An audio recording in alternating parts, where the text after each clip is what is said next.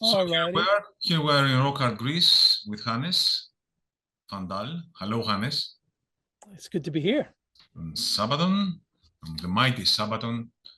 Um, you celebrate the 25 years of the band, and it seems that social media videos has been your day job for the last few months, is that so? Yeah, well, it's been well planned, so that's nice. Okay, so you shoot many videos at one day and you post it on different days. Yeah, I think it's been recorded over a long period of time, a little bit here, a little bit there, and then here, say this. Okay, then I'll say that. Sure. So you've Yeah. done so many different things to celebrate your 25th anniversary. Apart from the movie, for which we're going to speak a bit later, which Yeah. which is the one that makes you more excited about, apart from the movie? You have done so many things to celebrate your anniversary. Right. In the past, you mean like one thing that really stands out like that? No, for you celebrate your 25th anniversary. You do many different things. Right. Right. In that celebration. Yeah. Okay. Yeah. Yeah. So for me personally, that would be when we did the album listening. Ah, the listening session of the album. Yeah. You Yeah. had the turntable on the table. Mhm. And Yeah. yeah, And, that and was fun. and honestly, just so what's the idea? We're gonna listen to every Sabaton album, right?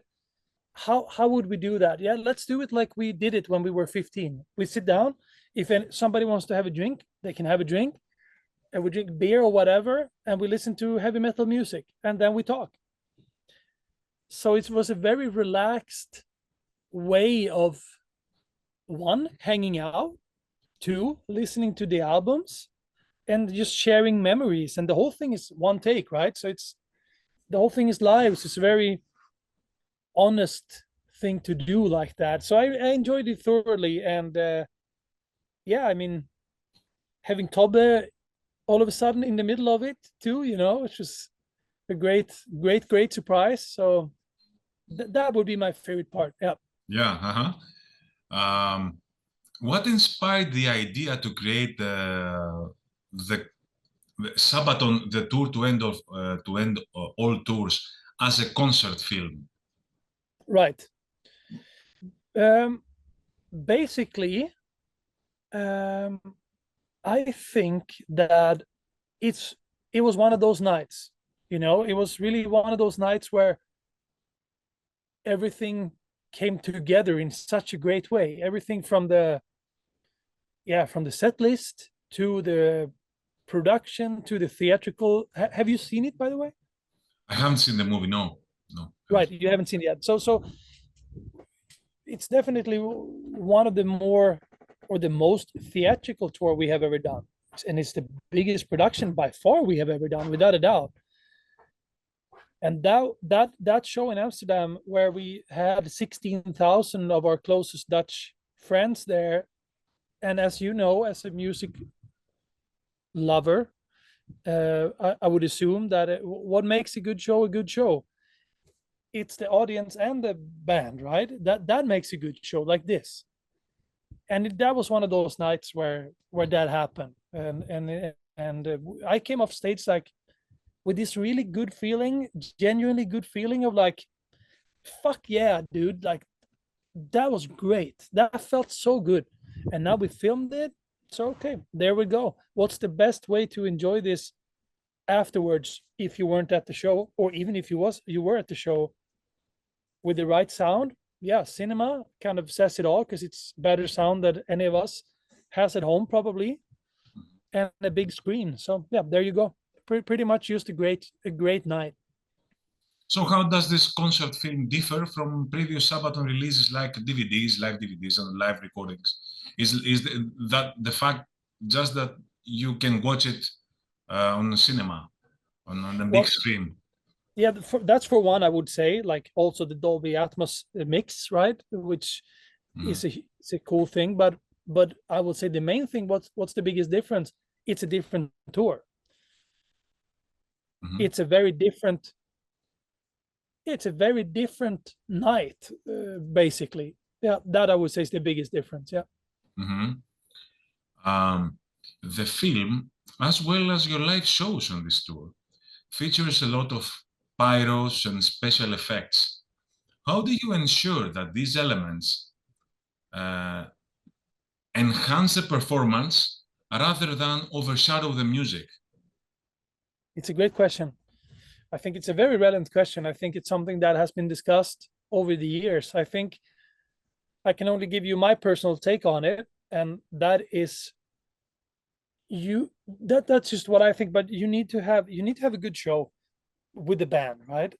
And without anything, you need to be able to deliver a good show, and then you can add things. You can add an actor, you can add a flame, whatever, or explosions, but those things are only there to enhance.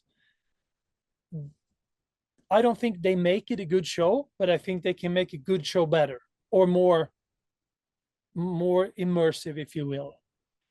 But I think you should be very clear that they don't make the good show. First of all, the good show is like a sauce, right? It's like a good sauce. You need to make the base first, and then you can start freaking out, right?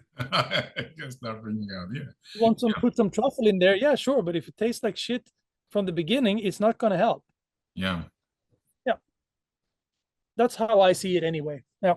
Yeah. And to be able to do it, right? To be able to have actors like we have on this tour, and we have the Red Baron coming out, and yeah, it's just a very very cool step for the band, I think.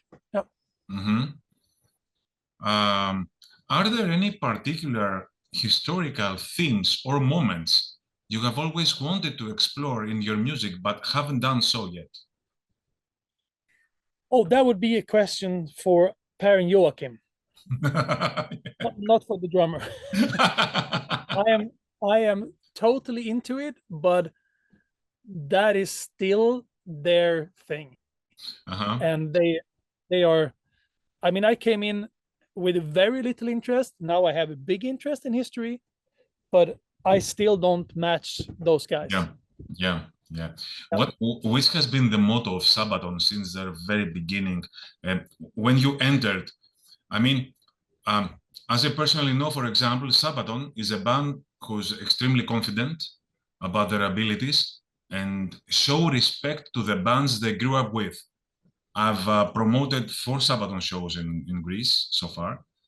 And I know that first and foremost, Sabaton pay tribute and show respect to the bands they grew up with, which is the main motto of Sabaton as you understand it now that you are in the band for 10 years. I think is your 10th year now in Sabaton. 13, so yeah, 11. 11, yeah. Yeah, so which is the main thing that Sabaton has as, let's say, as a motto for their career?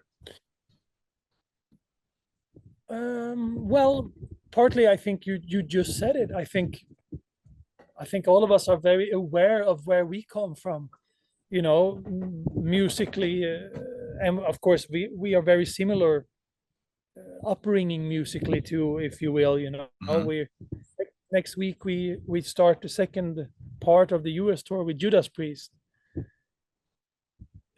If you would have asked me when I was 15, do you know, Hannes, that you're going on tour with Judas Priest in the USA?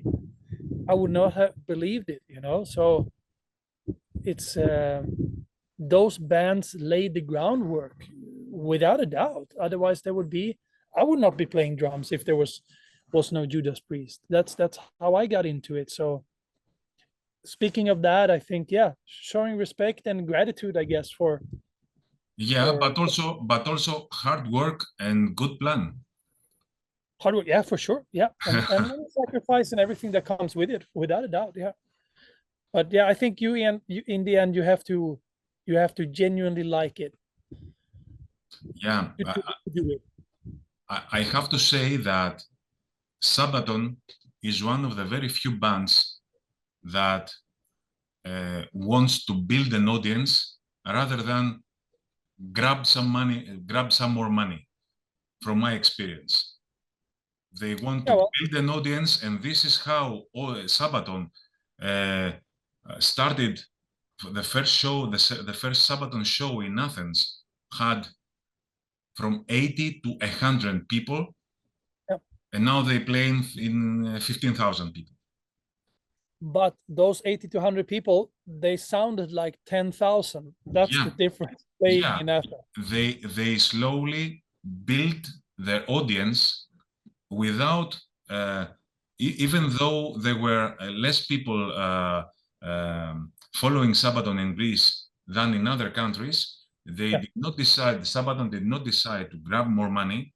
They just wanted to build the audience. That's what they did.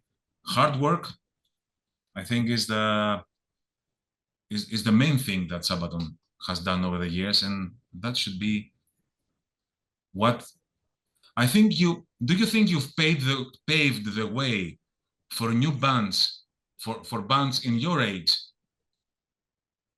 to see that they can become big? And it's not only Iron Maiden, Judas Priest, Metallica. There can be a continuation. Do you think that Sabaton has played a part in it?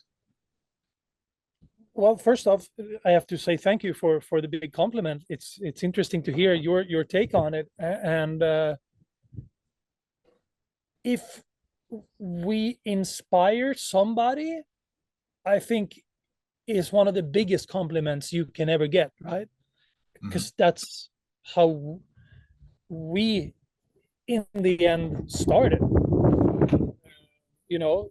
so I hope so, and it would be a huge honor if people were inspired. And I mean, I talk to young drummers and they would say something like that, I saw that you were playing drums, and you can live off of that, and maybe I can too. Like, fuck yeah, you can. And you can maybe do something that you really enjoy, genuinely really enjoy. First and foremost, and if that is drums or photography or cooking or whatever, but go for it. Go for it, dude. That's the most important thing, because there's a problem in the younger generation in heavy metal. They don't listen. Younger generation does not listen too much in heavy metal music. However, there are bands like you that show that there is a young blood coming in hard rock and heavy metal music, that it will go on forever. I really hope so. I really hope so. I really do hope so. There are so many aspects to Sabaton as an organization, not just a band. What should people expect, for example, from the Sabaton cruise that's going to happen in a few months from now? Oh, yeah, that's a special kind of thing itself. It's we've done it. I don't know how many times we have done that now, but it's 48 hours trip where we go from Stockholm to Tallinn to Estonia. And where you can get off the boat for a few hours, and there's a Christmas market there, and enjoy a beautiful city in winter. Bring good shoes and bring warm clothes, because it is cold. And the cruise is, for me, it's one of the highlights every year, dude. It's the show where we can do a little bit more whatever we want. We can play the songs that we usually maybe don't play. We play 2 sets, so there will be time, and it's a very small, intimate setting. It's a crazy thing, and it's I think everybody enjoys it very much. It's a very different Sabaton, but yet the same, as you will see in the movie on October 11th. It will feature footage from Sabaton cruise. The movie, you mean? No. Yeah. No, it won't. But it will. It will be. It's a different type of show, which is cool. Yeah. That we can, Okay. like, personally be able to do both. Different. It's just different. But yeah, the movies, it's something else. Yeah. Can you share any behind the scenes stories from the tour that fans might not know about? Yeah, I got this question earlier, and there's so much things. So in my drummer brain, I don't even know where to start. But You see it from above, and you see many things. yeah, I see a lot of things. I see four Swedish asses a lot of the time because they all always keep their back towards me. Yeah, one funny behind the scene. I mean, we had once where, or we had throughout the tour, where there's a song called Stormtroopers, and during that song, there's those big risers on the sides, and there's two actors there shooting a flamethrower, like, I don't know, 6 meters. It's a big thing, right? And they had their cues set out when to shoot it, but I thought it was very funny to get eye contact while playing the song with them and like, shoot now, and they thought it was funny too.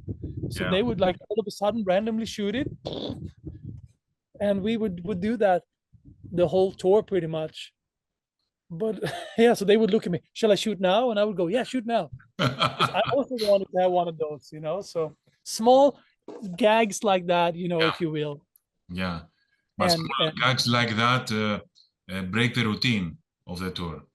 Yeah, exactly. And one moment that is not necessarily a behind the scenes story, but it is definitely something that I don't know if I have said before. It's before the song Christmas Truce, they pair had a little speech that he would do every night, different every night. And that's one of the parts I really enjoyed personally listening to, because he always speaks very honestly, and he speaks from his heart in a very nice way. And I never knew what he was going to say before. So that was a moment I very much enjoyed before playing that song.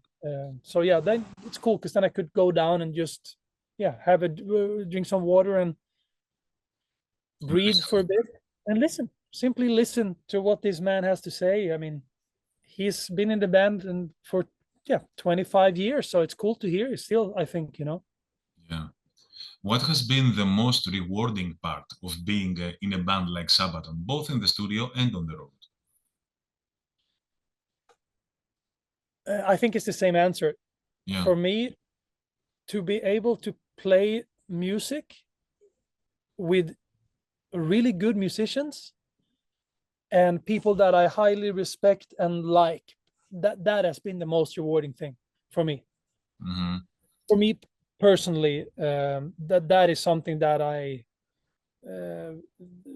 that kind of makes it for me, to be honest. That is, I like to play. I've always liked to play, and now both Tobbe and Chris, and also Tommy, and and Per, they are kick-ass instrumentalists, right? They are fucking great. They play awesome. Mm-hmm. And to have Joachim there to kind of oversee it with his songwriting, it's a very creative world to be in all the time. Yeah. Uh-huh. So yeah. I guess you never get tired. You never get bored with with people like this. No, you don't. Well, tired you can get, but not bored. Yeah. Sabaton has a massive following worldwide, but how do you adapt your performances for different cultural audiences? Because you speak about some battles, some historical figures. How do you adapt to the different places and cultures that you visit? Oh yeah, that's a good answer too. I would say that would be a Joachim question also, because he would be the one who would speak, and he really knows his history really well. And then in the songs, if we would play Greece, we would play Coat of Arms. That would be a weird thing not to do, or Sparta. So I would say that's kind of a big treat also playing in this band, because that makes it different. We don't play them the same songs the whole tour. If we oh, here comes Czech Republic, we do Far From the Fame, or we go to Finland, we have plenty of songs that are about Finnish history, and it also keeps you on your toes, so you don't get comfortable, because you know in a few days I have to know this song, and in a few days after that we go to Bulgaria, so then you have a song about Bulgarian history. So for me as a musician, I think that it keeps you very alert in that sense. What's the most challenging part of being in a band that tours extensively? Sabaton is a band that tours all the time. Yeah. Well, the problem is that I can't bring this on tour. Uh-huh. So He's alone. yeah, no, she's home with my wife and kids. So yeah, being away from family, I would say. Yeah. But these days you have FaceTime and very many options that we didn't have freaking 15 years ago already. So it kind of makes it easier like that. Yeah, yeah. Yeah. So which are the plans of the band for the future, both in terms of music and in terms of live performances? Right. So main focus right now would be the release of the Tour 10 Del Tours, the movie, which is out on October 11th. It's a real special treat, I think, for us, and I hope for people who see it. It was, I think, the last number I heard that it's expected to be shown at 1,000 cinemas over the world. Yeah, which is crazy. It's like a new James Bond new movie. 1,000 cinemas all over the world. Maybe the Swedish James Bond with Swedish James Bond, yeah. metal guitars. So that would be the main focus, to do that and make sure that is done the way it should and accordingly to plan. And then next week we fly out to start the second leg of the Judas Priest tour. And those two things are, they are enough to keep you busy, so to speak. For a long time. However, plans for a new album, because your last album was out in 2021. Mm-hmm. So that would be the planning stages of the new album, and that's as much as I can say about that. Yeah. Okay.